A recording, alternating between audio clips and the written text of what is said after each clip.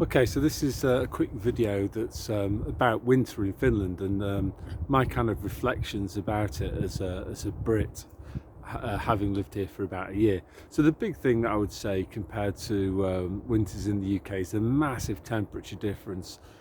So in the UK, it's very, very, very rare for it to fall below freezing during the daytime. In the winter, I remember one Christmas time it was like 14 degrees, but when it's normally like that, it's nearly always overcast in the UK. There's a lot of rain in the winter and a lot of dark skies. Over here, you can have, like last week it was -15, bright blue skies, and then we've, like today it's what, +4, something like that, so 20-degree temperature difference. So that's kind of one massive thing. So that kind of that phenomenon manifests itself in several things. Like, for example, Finns will have a much wider range of clothing. There's a saying here that there's no such thing as bad weather. There's only bad clothes. So Finns will have loads and loads of different types of garments to suit different temperatures. The other thing as well that's really apparent is the housing here is extremely well insulated, and there's various methods of heating. I've got electric underfloor heating. I've also got as backups air source heat pumps. Most people have got those as their primary heating. And then also we've got a wood oven, which is very, very, very common here as a source of heat, and they're also extremely cheap. Last week I got probably it would last me about at least 3 or 4 months worth of wood in the winter time as a primary heating source for €100. So if actually the cheapest method of heating your house here is wood, and it works fantastically well. And then also you don't have to worry about price hikes, unreliable supply. So those are good things. The heating and the insulation in housing here is so effective that Finns have to have thermometers that measure the temperature outside the house, and it gives a recording, a display inside the house. So if you go into a Finnish house, you'll see sort of two electronic temperature displays. You'll see an outdoor temperature and an indoor temperature, and you need that because the insulation is so good. You can wake up, it might be -18, -20 or something, and you wouldn't know it from inside the house. Obviously that isn't necessary in the UK at all, because the housing isn't very well insulated, so you can actually tell if it's cold outside as soon as you get up.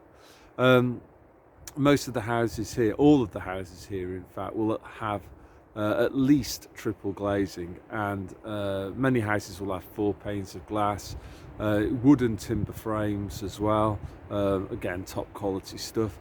Whereas in Britain, um, I remember this happening, and it made Britain even uglier, which is this UPVC, cheap as chips. Well, it's not cheap actually, they charge a fortune for it, but these like plastic UPV white doors and double glazing units that just invite the damp into your house and don't work properly. And I remember before I moved out of my house in Croydon, I had a quote. This is like about the year 2000, and the quote then was like 15 grand for like a 2-bedroom end of terrace, for it to have a UPVC plastic door, and UPVC windows.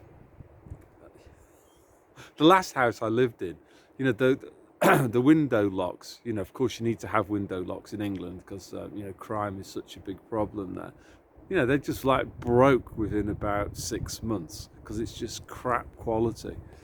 Um, yeah, the other thing as well is, just as I say, to do with the climate, is just like the blue skies. So that's what I really, really like here. We're very close to being the shortest day of the year. So here, it didn't get light until about 9:30, 9:45, and it'll go dark, maybe 3:15, 3:30, something like that. But when there is light here, it's still very, very, very bright. you know, yeah, like I don't wear sunglasses, but many Finns would wear sunglasses, you know, in this, especially if there's snow on the ground. It gets very, very bright here. In Britain, you just don't have that at all. So you just have a lot of dark, overcast, rainy weather that just goes on for months and months and months. What else? Oh yeah, the other thing that I've noticed here is that Finns tend to be more in tune with the seasons here. So in the winter time, it's like normal for things to slow down. You know, Finns will spend more time chilling out, reading books. You know, they're the biggest users of libraries per capita in the world. They'll go to the supermarket, buy nice food, and cook it from scratch at home. You know, they do these like really weird things, like eat around a kitchen table together as a family. Finns also, they're massive coffee drinkers. They again, they lead the world on a per capita basis in terms of consumption of coffee. So when they drink coffee, you know, again, they'll just drink that around a table, around a kitchen table. They won't like eat food or drink coffee or whatever around a TV like a lot of Brits sadly do. So it's still sort of more of a family culture here. You know, like one meal is cooked which all the family will sit down and eat together, rather than this kind of British thing of each family member has their own microwavable Marks and Spencer's meal that they eat at different points in the day, which is just so sad. You know, it's no surprise that a lot of Brits are lonely and popping antidepressants. You know, it's just the consequences of the decisions that they make. So yeah, things slow down here a little bit. Having said that, though, you know, Finns, they do like their sort of winter sports. So skiing, there's skiing trails all over here for doing cross country. I remember last winter time there was people sledging on the snow that had fallen on top of the sand dunes at the local beach. They look to be having like really good laugh. And then obviously, you know, there's ice skating and ice skating rinks, and even like small villages like the one, well, small town like I live in, town village, I don't know what you'd call it, population of about 9,000 people, something like that. It's got its own outdoor ice, like a hockey, ice hockey sort of, what would you call that? Not stadium, an ice hockey rink, that's the one. Yeah, so you know, with no goons on it or anything like that, you don't have to pay to use it. You just turn up and you can play, and you know, people have impromptu games, a little bit like how Brits of my age used to have it when we played, you know, football, you know, out in the park or even on the street. You know, this was all in the days before child protection. You know, child protection in Britain being an oxymoron, child protection actually causing a hell of a lot of harm to young British kids, because they're locked up inside, they get ferried everywhere by car by their parents, and they don't learn to live an independent life. So by the time they leave home at 18, they're an emotional cripple. They're not adults, they're still kids, they still get treated by kids, they've not been allowed to make decisions, they're still very much dependents rather than independents. What else? Oh yeah, driving is quite funny here. So last week, as I say, it was very cold here, and there was a bit of snow. So it then warmed up, started to rain, and then of course that turns the roads into ice rinks. So then Finns love driving. They just love it. They love cars. They're all, without exception, they're all petrol heads, and they don't mind actually driving around in. They're quite esoteric too, in that they quite like unusual cars, old cars. Like in the summertime here, they'll have drive around in these big American cars from the 70s just for a crack. Anyway, in the wintertime, what you'll see is, you know, some amazing driving, because the cars do slip around on the road even with winter tyres. And you'll see, I remember day before yesterday seeing somebody driving, and basically they were just practicing the car, like kicking out behind them and then regaining control of it. So, you know, yeah, it's not a surprise that Finns have dominated Formula One and Rallycross and stuff like that, because they just learned carcraft. Um, what else?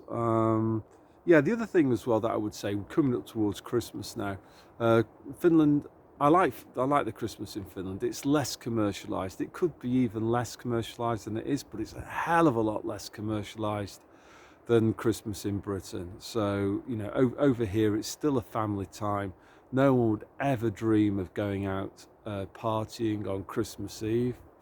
Um, which used to happen, in the days when there was freedom and liberty and people could do outrageous stuff like, go to the pub without having to show some sort of proof of medical status. Ridiculous. Anyway, so there's still a real sort of family feel here to Christmas time, and people they're not afraid to slow down and just I don't know. Maybe this sounds pretentious, but I think they're more in tune with nature, and the ebbs and flows of the seasons. So at this time of the year, shorter days, a bit colder. They're quite happy to hunker down at home and, I don't know, play Scrabble and stuff like that, read books, and it's very nice. I like it a lot. Anyway, God bless you all, and I'll see you soon.